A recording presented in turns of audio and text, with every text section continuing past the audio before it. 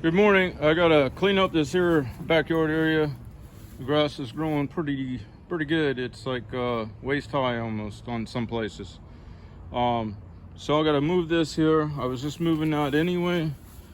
I use it for my blade sharpening, but see, it's got a hole where I put my engines when I'm working on my engines.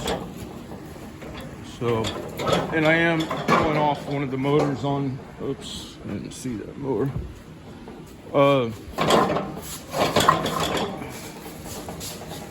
And I'm bringing this in helps me anyway, because I'm pulling this motor.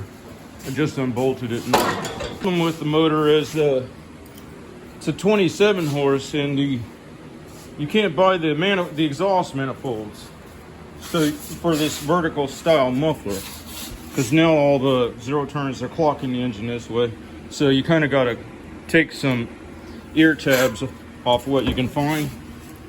See the ear tabs? Oops, I'm draining the gas. And then cut and fit it.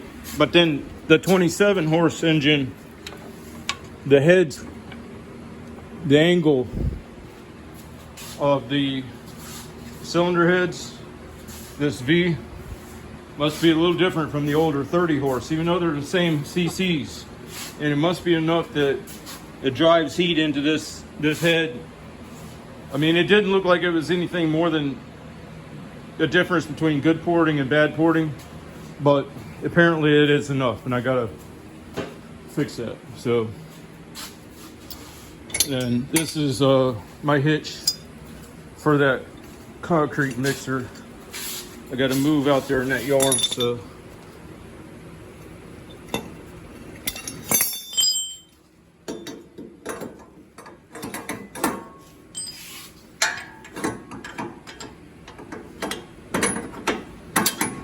before I can mow, I got to move that concrete mixer.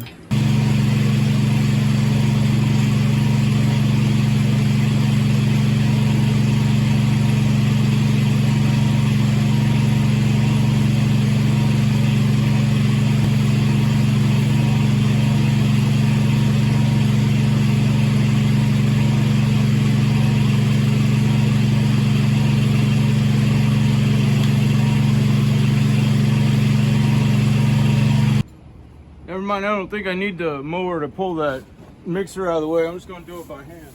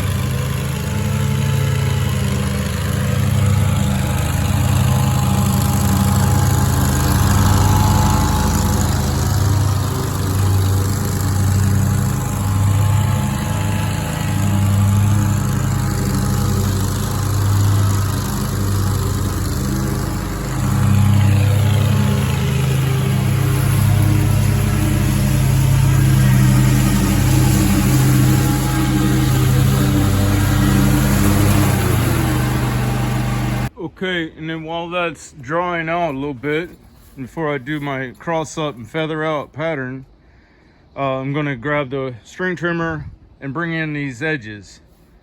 And my considerations are, I got a blueberry plant over there under them, and I've got, well, I got straight hay here. These moringa trees, there's 5 of them, or 4 of them. Oh wait, I got the 5th one coming up now. It started coming in, so I can't cut those. Those are a good food source. All right, so let me grab the string trimmer. We'll get started.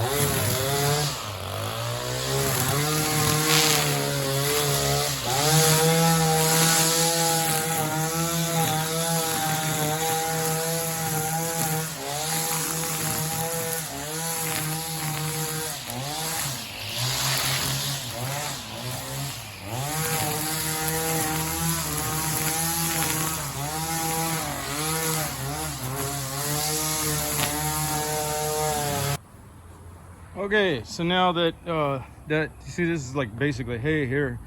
Now that the trim work is done, I've drawn the clippings out into the center. I can do a 90-degree cross-up pass and see if we can feather this out. If it in the process doesn't look like it's going to feather out, then I'll accumulate it and rake it up and dispose of it into a place where I need the material. Hang on, let me get you set up.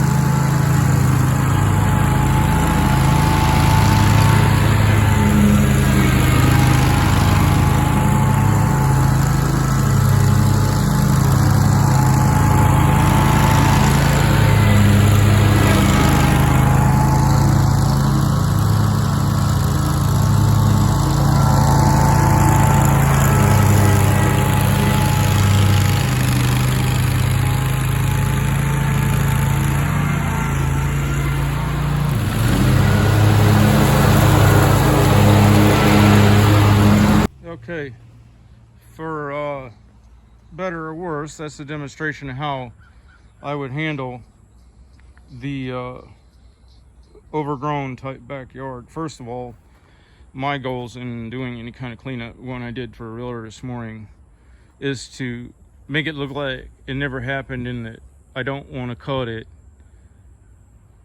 when it's obviously not been cut often enough and make it brown out. So I'm going full transport height. Sometimes I'll even put more air in the 26-inch tall tires and the 15s in the front to give it a little bit more height. And then I'll do a first cut, and then lay up those clippings.